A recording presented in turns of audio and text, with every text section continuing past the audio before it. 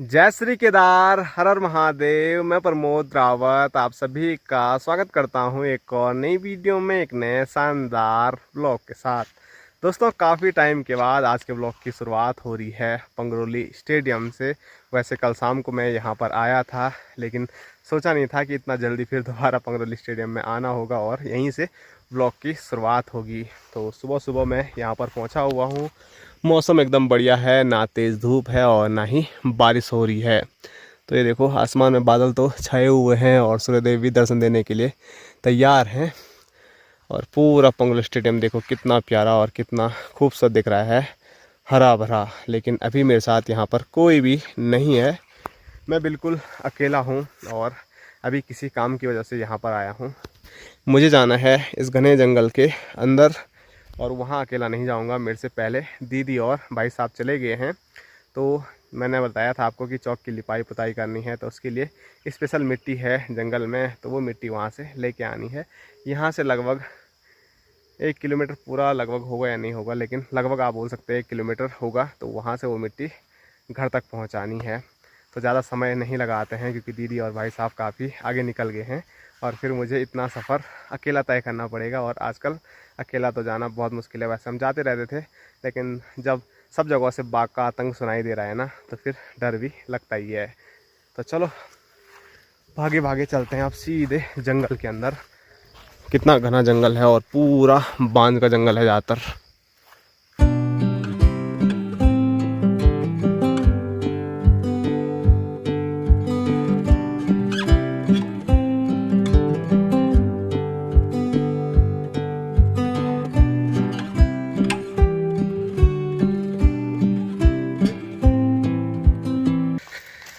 और यहाँ देखो, भोटू भी पहुँचा हुआ है।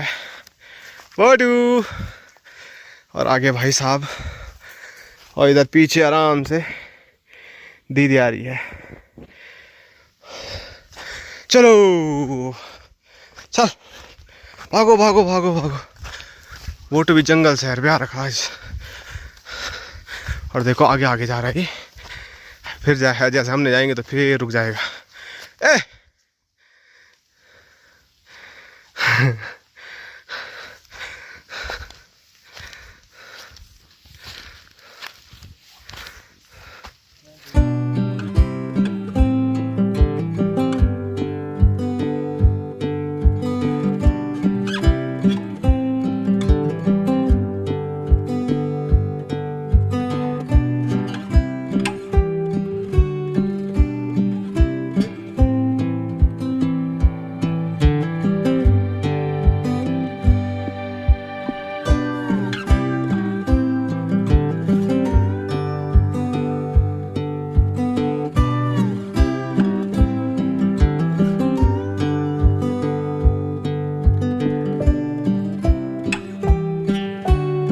दोस्तों, अभी हम पहुंच चुके हैं घने जंगल के बीचों बीच, जिस जगह से हमको मिट्टी लेनी है। और मिट्टी के जो हाल हैं वो बारिश के कारण बहुत बेहाल हैं। तो ये देखो, यहाँ पूरा एरिया कैसा हो रखा है, गीला गीला। और ऐसी गीली मिट्टी कैसे तो निकालनी है और कैसे ले जानी है। तो दीदी और भोटू वहाँ पे हैं और भाई साहब लग के ड्यूटी पे। और भोटू देखो घास खा रहा है। भोटू चल आजा आजा आजा आजा आजा भाग भाग भाग। और यहाँ देखो, और पानी पानी हो रखा है। तो यहाँ के लिए हम बोलते हैं सुंगरू खड्डी। मतलब सुअर यहीं पर रहते हैं, यहीं पे नहाते नहाते हैं। अभी तो है नहीं, लेकिन जब भी उनका नहाने का मन करता है तो वो यहीं पर आते हैं। ये उनका स्विमिंग पूल है और वहाँ पर भी उन्होंने ही ऐसा खड्डा कर रखा है। कई बार तो यहाँ सुअर दिखते भी हैं। तो बस मन में एक डर वो भी था कि कहीं सुअर मस्त वहाँ लेटे ना हो। तो चलो, सुअर तो है नहीं, तो फटाफट अगर मिट्टी निकलती है तो मिट्टी निकालते हैं और फिर घर चलते हैं और सूर्यदेवी दर्शन देंगे फाइनली। चलो भोटू, आ गया बाघ। ये भोटू बाघ आ गया, भागो भागो भागो, ये भागो भागो भागो, ये बाघ आ गया, बाघ आ गया। और दीदी कैसे हंस रही है क्या हो गया? अच्छा, भोटू डर रहा है बल। तो यहाँ तो काफ़ी गीला है, तो दीदी बोल रही है थोड़ा वहाँ से निकालते हैं बल। तो जोंक भी इतना ज़्यादा परेशान कर रहे हैं ना, पता नहीं कब जोंक यहाँ बैठ गया। और यहाँ देखो इतना सारा खून निकल गया एक बार फिर से। तो हर दिन जंगल में जाओ कहीं भी जाओ जोंक लग जाती है। और भोटू बेचारा पता नहीं क्या ढूंढ रहा है। बोटू डर लग रहा होगा पक्का भोटू को, चारों साइड से देख रहा है भोटू की कोई आ ना जाए। शिकार दे रहा शिकार। और यहाँ दीदी लगी हुई है। हाँ शिकार देख रहा हो कहीं खुद शिकार ना बन जाए भोटू, है भोटू पर भोटू बहुत बुद्धिमान है और सवाल ही नहीं है थोड़ा भी इधर उधर चले जाए, बिल्कुल हमारे साथ ही रहेगा, है भोटू।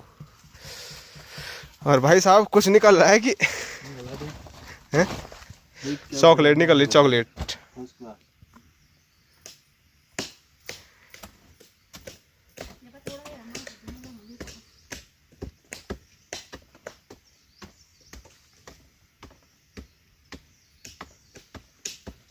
ऐसी जगह दबने का डर भी बहुत रहता है जी भाई साहब।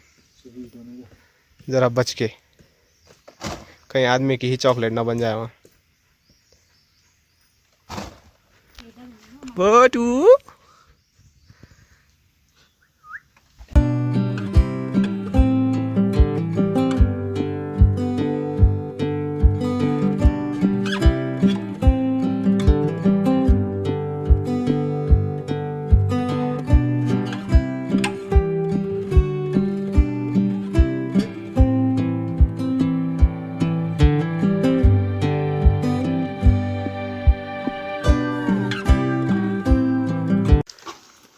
सावास सावास, उठा उठा तो कट्टे तैयार हो गए हैं। एक कट्टा भाई साहब ने पीठ पे भी लगा दिया है और यहाँ दिखाऊं तो एक भारी मेरे लिए है, एक यहाँ दीदी के लिए है। तो दीदी ने भाई साहब के पास उठाया, मैं दीदी के पास उठाऊंगा और मेरे पास उठाने के लिए कोई होगा ही नहीं, ऐसा। और यहाँ देखो बोटू मार, जैसे ही भाई साहब चले तो बोटू भी चल पड़ा।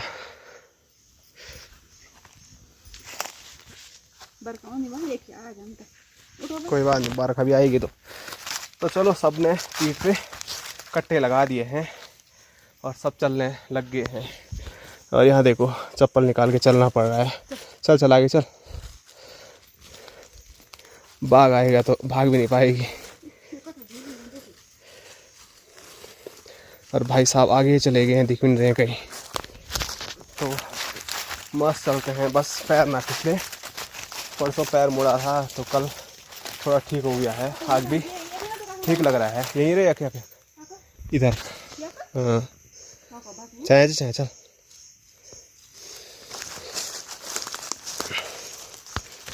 मेरे को भारी सामान की कोई दिक्कत नहीं है, बस पैर मोड़ने का जो दिक्कत है वो बहुत ज़्यादा है। और आप लोगों के कमेंट आ रहे थे कि थोड़ा उस पर कुछ लगा के 2-4 दिन आराम करो, लेकिन यहाँ आराम हो ही नहीं सकता है। हर दिन कुछ ना कुछ करेंगे तभी जाके जीवन चलेगा। आराम तभी हो सकता है जब घर से इधर उधर जाएं।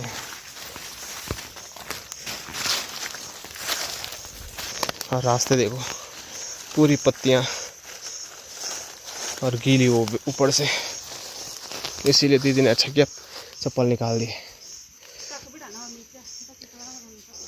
चल चल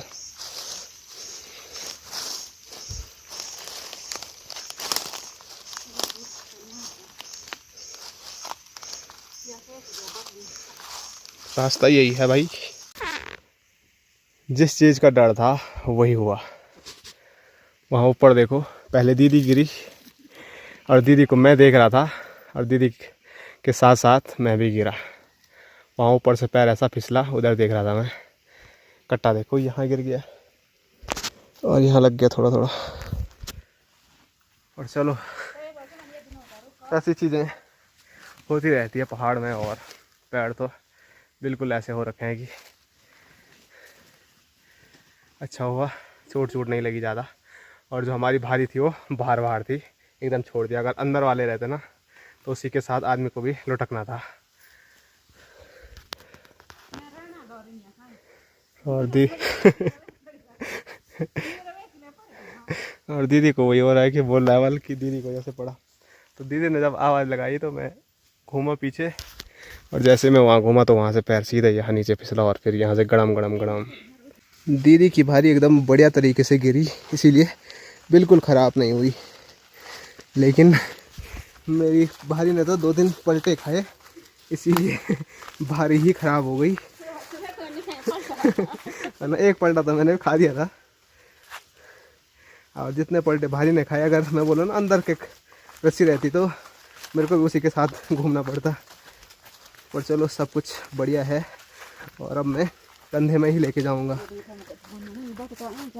चल चल आराम से। और दीदी को बड़ा डर लग रहा है जाने के लिए क्योंकि जहाँ पर ये मिट्टी है ना, मिट्टी के ऊपर शैवाल जम रखी है, तो वहाँ पर और दिक्कत हो रही है, तो इसीलिए उस रास्ते जाएंगे ही नहीं। तो कंधे में ले जाने में कोई दिक्कत हमको नहीं होती है, क्योंकि हम ज़्यादातर कंधे में ही सामान लाते ले जाते हैं। लेकिन जो मिट्टी है वो आपने देखा कितनी गीली थी, तो इसका वज़न बहुत ज़्यादा बढ़ गया है। इस वजह से कंधे में थोड़ा मतलब भारी ज़्यादा लगता है, पीठ में तो आसानी से चले जाता है, पर भारी लगाने के लिए बैठेंगे तो टाइम ज़्यादा हो जाएगा। ना तो अब नहीं लगाएंगे भारी, या लगाएंगे तो सीधे पंगरोली स्टेडियम में। वहाँ पर ये है कि थोड़ा बैठेंगे।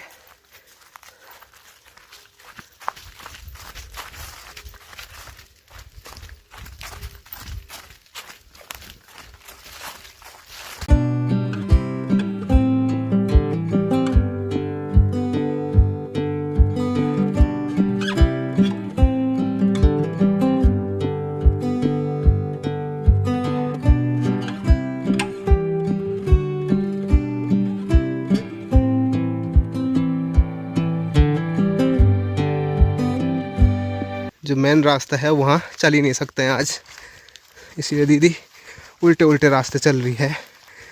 दीदी ने चप्पल ही नहीं पहन रखे हैं, कांटे भी चुभेंगे तो क्या कर सकते हैं। ये वाली जो जगह है ना बीच बीच में, इसमें फिसलता आदमी।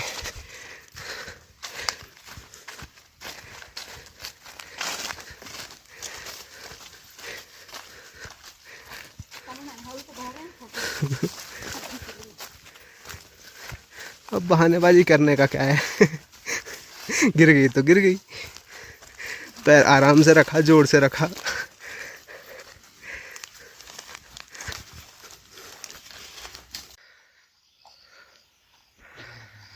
हाँ जी भाई साहब, कमड़ा लग रहा है, कहीं पे घटकता तो नहीं हुई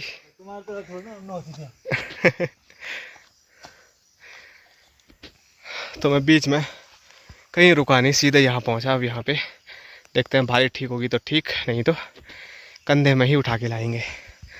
और वो उधर देखिए दीदी और भोटू साथ में आ रहे हैं। भोटू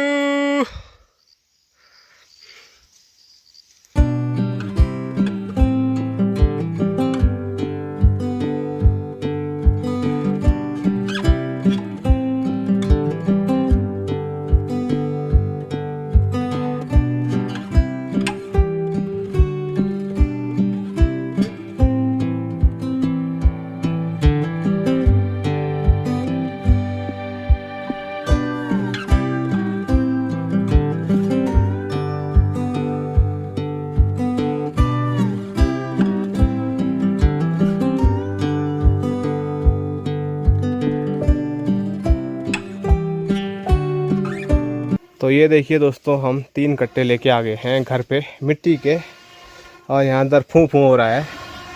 तो यहाँ है बापूजी। Hello guys. तो बापूजी यहाँ पर खाने की तैयारी में बना रहा हूँ, इसलिए फू फू कर रहा हूँ तो खाना लकड़ी वाले चूल्हे में बन रहा है, तो उसमें फू फा करना ही पड़ता है। और दूसरी ओर मैं आपको दिखाऊं तो कोई भी खाली नहीं है। यहाँ देखो माँ भी लगी हुई है घास निकालने पे। तो ये ताऊ जी का खेत है, और यहाँ पर ताऊ जी के तो बैल बूल कुछ है नहीं, तो फिर माँ ही घास निकाल रही है। गुड़ाई भी माँ ने ही की थी यहाँ भी है।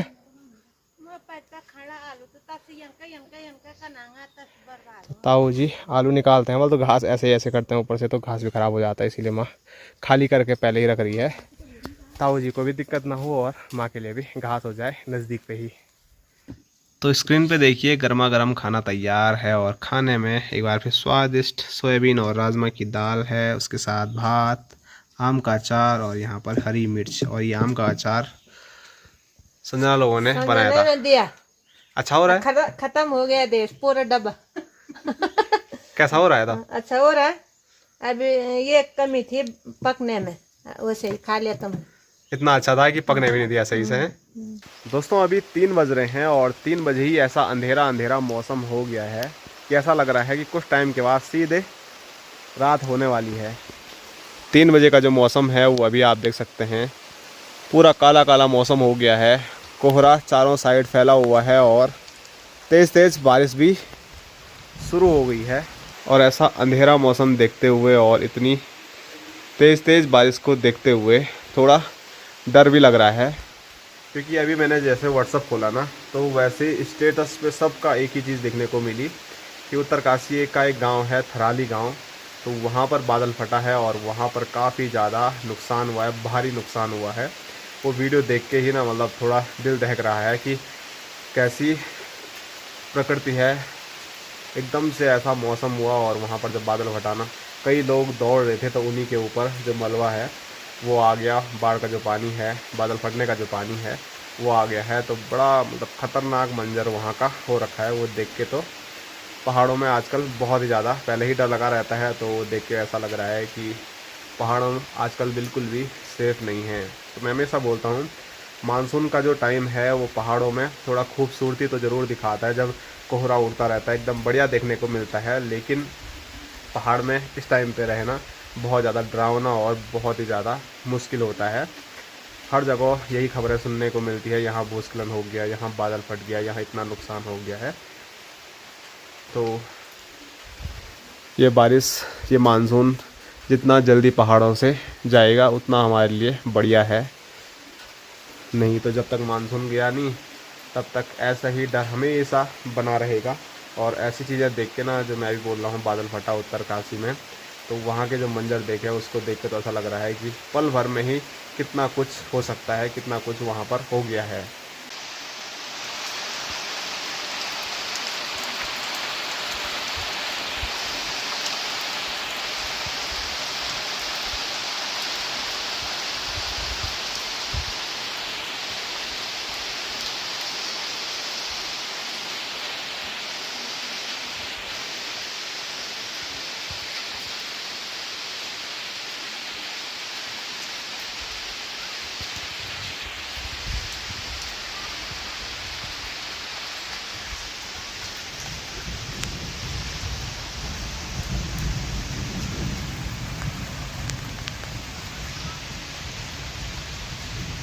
दोस्तों अभी देखिए अंधेरा हो गया है, लेकिन बारिश की शुरुआत जो हुई थी तब से बारिश रुकने का कोई भी नाम नहीं ले रही है, लगातार बारिश होती जा रही है।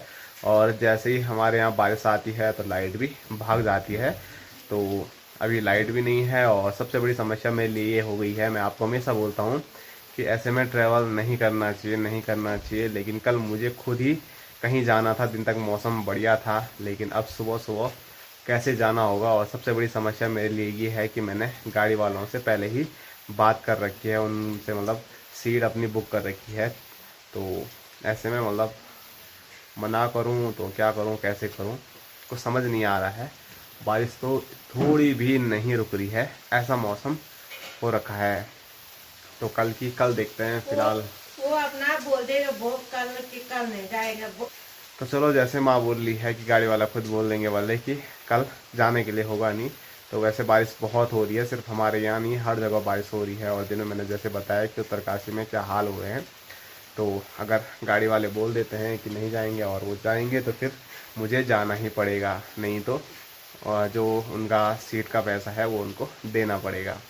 तो देखो कल क्या होता है।